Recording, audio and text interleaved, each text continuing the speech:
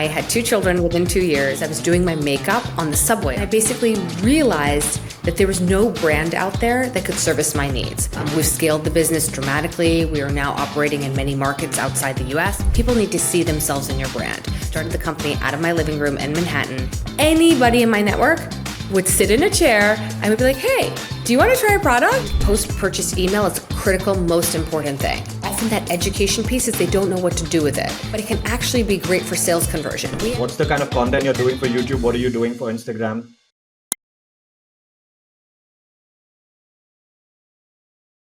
What you guys do and, what inspired you to start the brand? Absolutely. So this really came out of a personal pain point. I had 2 children within 2 years, which you can imagine made me completely sleep deprived. I was exhausted, tired, time-starved, on the go, mom, working all the time. And basically what I was doing is I was doing my makeup on the subway on the way to work. I was doing my skincare at the gym.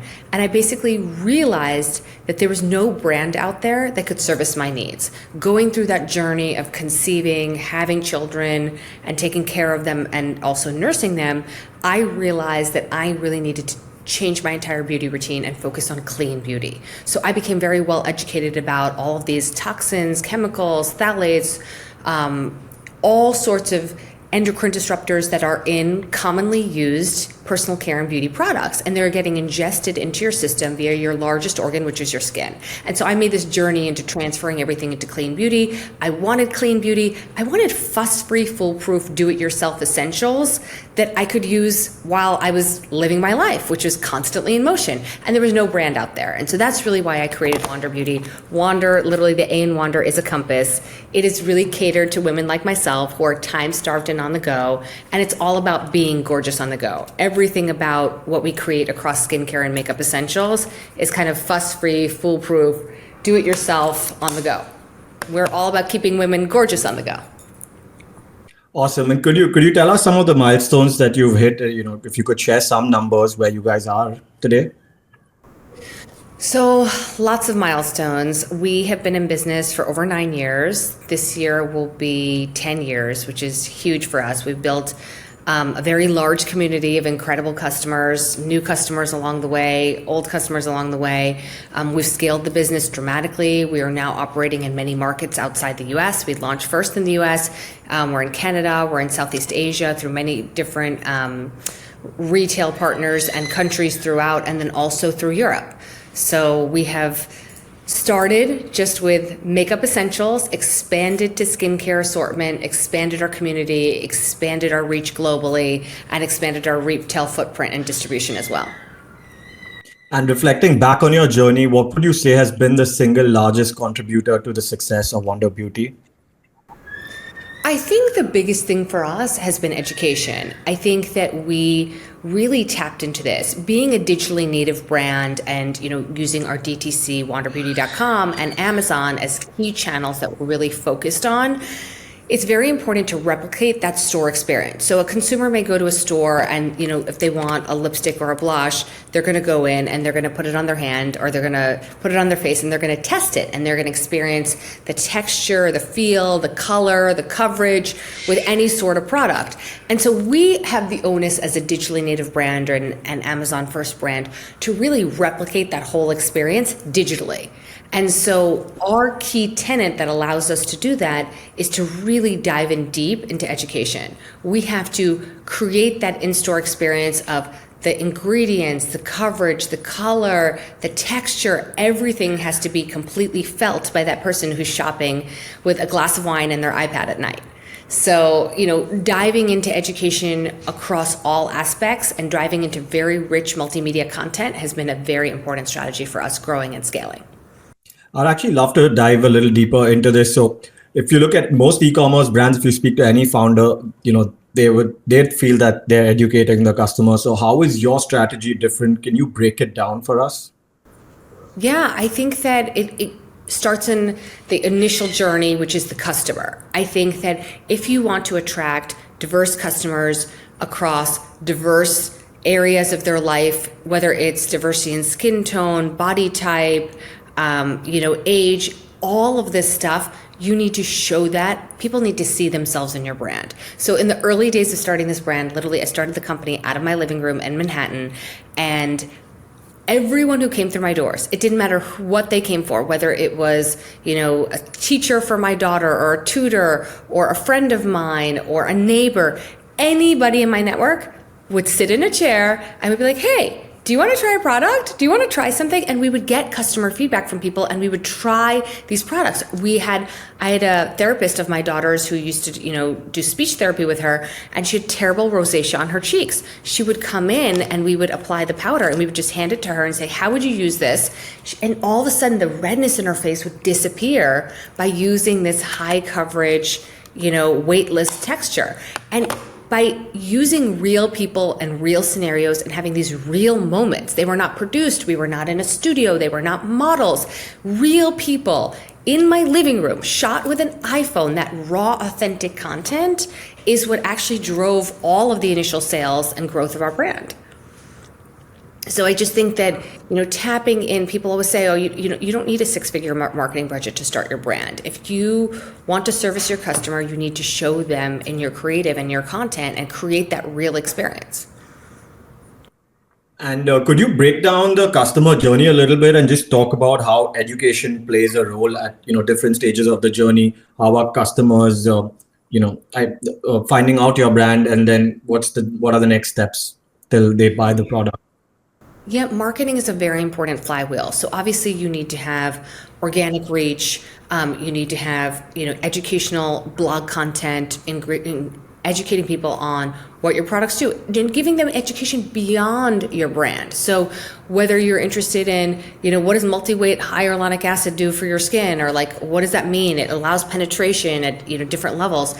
Everything you can do to educate the customer, from blog content to press articles to influencers that can be the messenger of your brand, you kind of gifting your product organically to a wide array of people allows them to experience it uniquely in their own way, and then for them to kind of tell their story. And you as a brand can take those individual stories and weave them together to be the narrative of your brand. And so leveraging community, leveraging press, leveraging influencers, leveraging blog content, then obviously having a paid social media strategy, having interactive video content, having press mentions, having testimonials from customers, having a YouTube strategy. All of these different pieces feed the funnel of building your brand, and education needs to be in all of those touch points. Email flows, welcome journey, everything about the journey for the customer, even down to post-purchase. You buy this product, you don't know what to do with it. You get it home and you have a post-purchase email that shows you, oh, by the way, this can be your lipstick, this can be your blush, this can be your cream eyeshadow, this can be your highlighter. It allows people to experience the versatility of the brand, the multitasking nature of each product comes alive through education across all of these areas, and it really has to touch every point from awareness to consideration to conversion to post-conversion.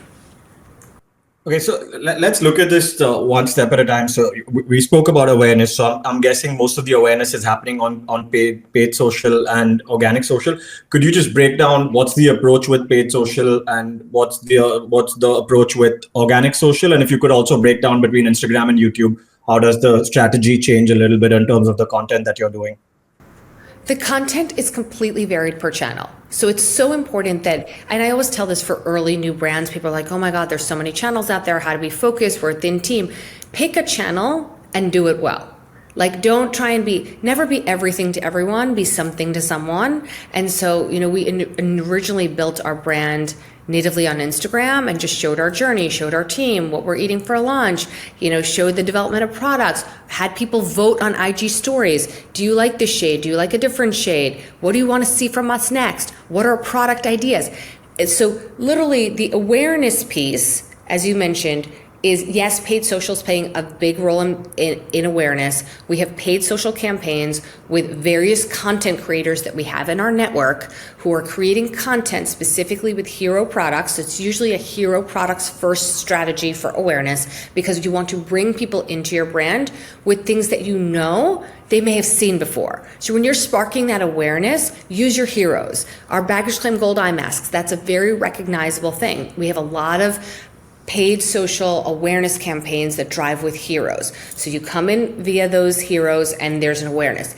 Then if you disappear, there's a retargeting element there. So we're going back and we're thinking through, if you engaged with something in this product, you may like that product. What are the associations and affiliations that are going to drive the journey for you to reconsider us? And so, having a retargeting effort around that. Even in the consideration funnel, obviously there's many things that go into it, but we have paid social campaigns. Obviously there's intent when people have paid search, there's paid search campaigns, and we really try and get people to engage with us and to capture information. So whether that's an email or it's a phone number, in the consideration phase, past awareness, one of the benchmarks we're actively tracking is how can we connect with this person and capture information so we can build a relationship with them so we can drive that conversion. So in that consideration funnel, a very big focus for us is, can we capture any information across email and SMS? So awareness, educate on heroes, see the hero products so you remember our brand, consideration, capture information, and then conversion is really about driving people through a funnel, and email plays a really big role in that. So when we capture your email in consideration, you're going to get a welcome email flow. And that welcome email flow is going to tell you about the brand, tell you about the heroes. It's going to guide your journey with our brand to tell you our brand story, our ethos, what we stand for, and then also drive you to purchase. And then obviously after you purchase, then there's the post-purchase journey. But each channel is like, awareness may be really focused on paid social, and consideration may be a motley crew of things, and conversion is really driven particularly through email and SMS. And so coming back to paid social, what would you say, what's been the largest contributor? Would you say the creator ads, the UGC ads, or is it brand-led videos? I think, it's so interesting. So I will tell you specific things and actionable things that really work. Number one, people want to see products in motion. They want to see how they fit in your daily life. And so addressing pain points that the average woman has, the average woman is getting ready in her car, getting ready in a subway, getting ready in a taxi cab, getting off a plane and putting on makeup. So creating these real life scenarios that really speak to the DNA of our brand of Wander Beauty, being gorgeous on the go. I think showing the products in motion in these real life scenarios makes the customer see how this product lives in their daily life. I think the other thing is showing the brand ethos in terms of values matters, because people vote with their wallets. People support brands that reflect who they are as a person. So I think the DNA of our brand of we are really focused on multitasking and versatility and multi-use. You don't need to buy 4 products. You don't need to buy a lipstick, a blush, a cream eyeshadow, a highlighter. You're buying one thing. So not only am I saving you time by using one double-sided stick that can get your face ready in a minute and a half, I'm saving you money because you're not buying 4 different products. I'm saving you space. So you're carrying this one product in a bag instead of carrying 4 separate products. So show the value you're creating for a consumer, and then that will resonate with them. So I think that this is really important to connect people with their personal pain points and show how your product in motion is a solution for their daily life. And so let's say now I've clicked on this ad and I've understood the value, I've not purchased. What's your strategy with email and SMS to actually get me to convert? I think it's multi-pronged. So often, if it's a specific product, a hero product, like I mentioned, that's in the awareness campaign, we're often driving you either to a landing page, which has rich content that may have video content, that may have ingredient content that educates you on the ingredients of that product. It may have testimonials, it may have press quotes. It may be a landing page that creates a holistic experience for you to get to know the brand, get to know the product, and feel credibility for the brand and the product to convert. Or it may be going to a PDP, which also has media-rich content. It will have video content, it'll have images, it'll have a makeup product on multi-skin tones, it'll have better shade description so you understand the shades and the choices you're making. It'll have, ingredient content. All of this lives on that kind of conversion page, like where you're considering and we're driving you to conversion, that idea of getting you to add to cart. that all of this rich content and education plays a very important role. So that's kind of the next step. During that step, though, you'll probably get a pop-up that prompts you with an offer. Do you want a welcome offer? And so we're creating that opportunity that while you're in that consideration cycle, if you're not ready to make that purchase right away, you may want to engage with us and we may capture you at that moment. Another way that to also think about getting people into the brand and customer acquisition strategy is I do believe that you should always have an always-on customer acquisition strategy of showing engaging and visual educational content and driving people purely via lead generation. You're not driving them to a PDP. You're not driving them to a landing page. You're driving them actually to engage with you, and the action and the call to action, the CTA, is give me your email or give me your SMS. Let's be friends. Let's talk to each other. Awesome. And I actually want to jump into the retention strategy a little bit. But before we do that, could you just address once, how does your strategy on Instagram and YouTube vary from each other? What's the kind of content you're doing for YouTube? What are you doing for Instagram? Yeah, so Instagram is very, focused on lifestyle content. And it's really focused on, beautiful shots of the product in the bathroom, engaging shots of people using the products, makeup tutorials, skincare tutorials, various creators, press mentions, it's like overall brand lifestyle DNA. In YouTube, we've found that YouTube is the largest search engine, right? So there's actionable search happening in the beauty category for people saying, I'm looking for a specific product, and it could be a lip oil. And, or they're looking for a 5-minute makeup routine. So a lot of YouTube is really driven by search and people taking action around searching a specific topic that they're looking to engage in. And so our content really feeds to those search algorithms. We think about what are the keywords we want to play on. For example, mascara. People are looking for what's the best mascara or what's the best lengthening mascara. These are searches that happen on YouTube. And so our content on YouTube is going to show you a before of a customer not using mascara and an after, and how incredibly long lashes she has and how we're adding volume and thickness with each coat of mascara. And so that dramatic before and after is something that we really focus on YouTube because that's a YouTube thing. People want to see that. The tutorials, the education, the keyword action search, that's a YouTube strategy. And could you tell us a little bit about your influencer strategy? Are you working with big influencers? Are you working with micro influencers? Are you working with paid influencers? Are you just sending out products to, people are going to post for you for free? Could you dive in a little deeper into that?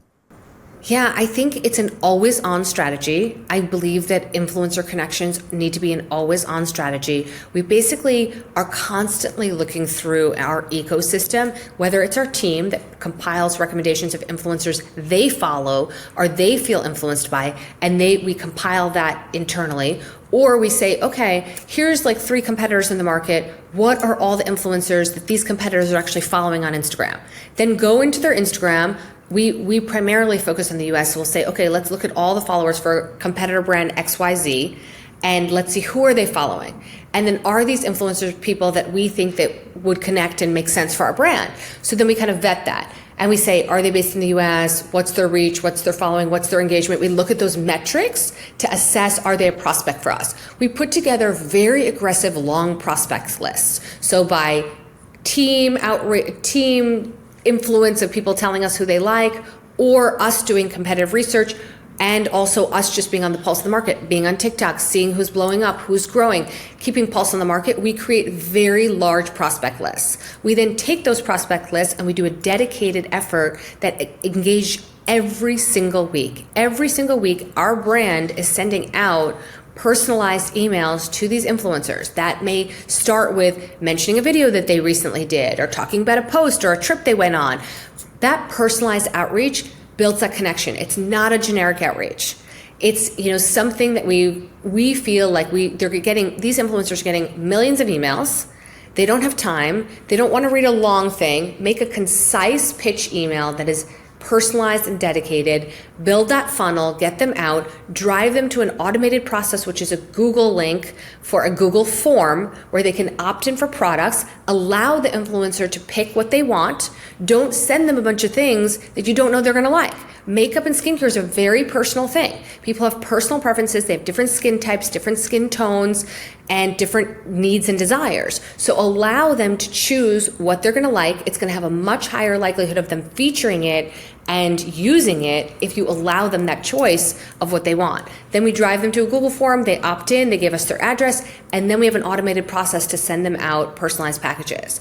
And then those packages go out. Then there's a follow-up email. So there's a package email that goes out telling them to expect the package. So it builds anticipation for them to expect what's coming. And then there's an outreach that happens after that just saying, hey, just want to make sure you receive the package. We are not asking anyone to post. I don't believe you should ask influencers to post anything unless you're paying them. They get tons of packages, and it's just that personal warm outreach to say, do you have any feedback? Did you like it? They may say, you know what? I love the mascara. I'm obsessed with it. It's in a tube. It stays fresher longer. I'd love for my mom to try it. And oh my God, great. We would love to send someone to your mom. And so just building those relationships, this is how you build relationships. You have to start with a very large funnel, a dedicated outreach, an automated system that can really, handle the volume and be an always on strategy. And what would you say has worked better for you, macro influencers or micro influencers? Micro. I think it's really people who engage, women of all ages engage with our brand due to the different time-starved needs. It could be a college student who's time-starved. It could be a woman who travels. It could be a flight attendant. We have a customer who's a flight attendant who takes our makeup and our skincare with her. I mean, she's using this on the plane because she's getting dehydrated and her skin needs a little refresher. And she's like, I love your mist connection. And literally it is the travel theme. It's called mist connection.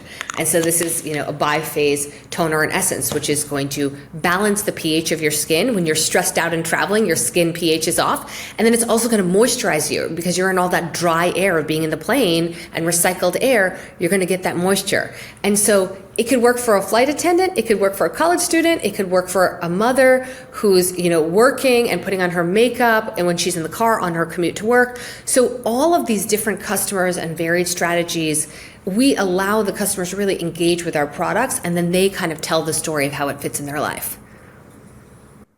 Awesome. And now let's jump into your retention strategy. So what are you guys doing post-purchase to get people to come back?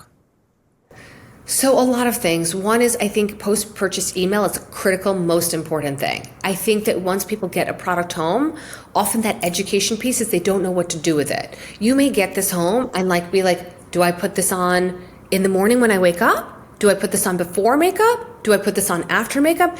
The average consumer doesn't know what to do with a very basic product. And so having that education of telling them, these are the many ways you can use it, not only does it allow them to use the product, enjoy it, and then, by the way, leave a review, so that builds that feedback loop so that we can understand how to create better products by getting reviews on the stuff that we do create, but also it may engage them to then get on your site again and to browse again and to have links for products that might work with this. You may get a post-purchase email, learn how to use this, and say, oh, by the way, also recommended to use with this is the Baggage Claim Gold Eye Mask. And they may click and they may purchase again. So we've found post-purchase can not only be great for education, but it can actually be great for sales conversion. We actually have very strong conversion rates to sale in post-purchase emails that are educational, and the pure mission of the email is education.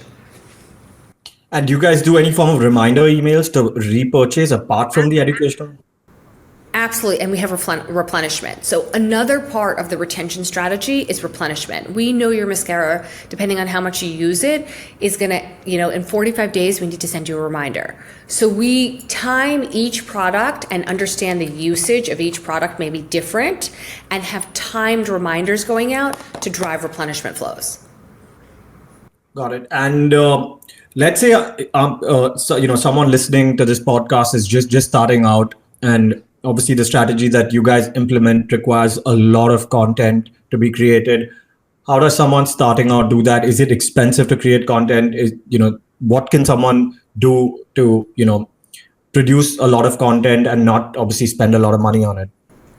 The most important thing is to have a very strong organic gifting strategy. If you have a very strong organic gifting strategy and you're building that funnel that I mentioned, you can get your product in the hands of many people, and they can share images, content, videos, that can serve as content that you can use and repurpose and repost and build those relationships. So if you can't create a huge content library and you don't have the ability to have the budget to pay many content creators across different skin tones, different body types, different hair types, like different everything, and show that diversity, it's challenging, right? Because it requires scouting, finding that talent, finding out if they're right, negotiating contracts, negotiating deliverables, managing the pipeline of getting that content back, managing rights management, around what rights do you have for each piece of content. So I think if you don't have budgets to go through that process of getting content creators, then you should do very strong organic gifting. And there's also so many different platforms that you can use that can cost effectively get you in front of influencers and affiliates alike. So obviously there's, Shop My, there's Saral, which you guys feature in your DTC newsletter. Like there's so many different platforms that you can use for gifting, for influencer outreach, for affiliate outreach, where you can build meaningful relationships at a larger scale by using technology and using a service. Got it. And now that you guys are obviously in retail in many countries, what are some of the strategies that you're implementing to educate customers at those retail outlets? I think that's really important. I mean, I think that building a strong relationship with the retailer is very important because when they tell the story of your brand, the customer trusts them. One of the best retailers I've always seen in the market who tells the story of emerging brands is Sephora, and having that partnership kind of early in our years allowed us to build customer awareness and kind of talk to our customers and have them kind of help build our brand in the early days. So I think that when you do focus on retail, it's important to support that channel. And so you can't just be in a retail, assume you're going to sell on DTC and it's going to work. You have to make sure those DTC pages and PDP pages at the retailer have rich content. For my brand, 5 Cents, which is a fragrance brand that I own, it's all about your mood bottled. When you see our pages on Sephora, you see, not only do you see images of the bottle, you see ingredients, you see what notes are in there, you see a UGC testimonial video on the retailer site. So having that kind of organic content that is like someone bought this perfume, enjoyed it, loved it, talked about it. We reached out to them and said, hey, by the way, can we use this piece of content? Then put it on the retailer site. That authenticity, that engagement, that magic in a bottle that's captured, leveraging that and using it at retail touchpoints. I think having very rich PDP pages at your retailer is a strategy you must have. You can't just put your product up there and assume it's going to sell. That's number one, having strong, because the number one door for Sephora right now is is DTC. They're really focused on their DTC business. Then obviously being in retail is super important. You need to support with educational events, pop-ups, educating their team, gifting the people who work in stores so that they know your brand, so that when someone comes in the store, they can recommend it. If the person who's in the store selling the product has never tested and tried your brand, how are they going to recommend it? So building that education first strategy with the consumer on the PDP page of the retailer is important, but building that connection with the people who sell in the store and having them, hear from the founder, having reps visit the store and educate those people, gifting them product. That way they learn more about your brand, your products, your POD, what makes you different, what makes you better, what are your ingredients, what is your point of view. They can then go out and be that messenger and sell people in the front line when customers walk in the door. Awesome. And now what are some of the future plans? Like what's in place to get to the next milestone that you guys may have? I think we have a lot of change that we're planning for this year. So a lot of growth, a lot of scaling. Big milestone for us is we're actually going to be taking our Amazon business in-house. Right now we've used a third-party agency to scale our Amazon business to millions of dollars at Wander.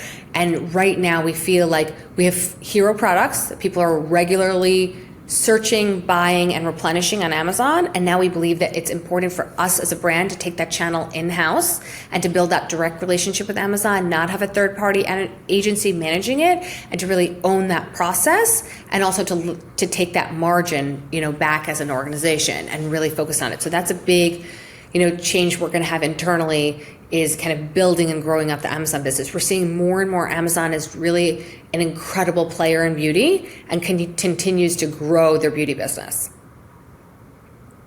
Great. And lastly, what advice would you give some of the founders listening to this podcast?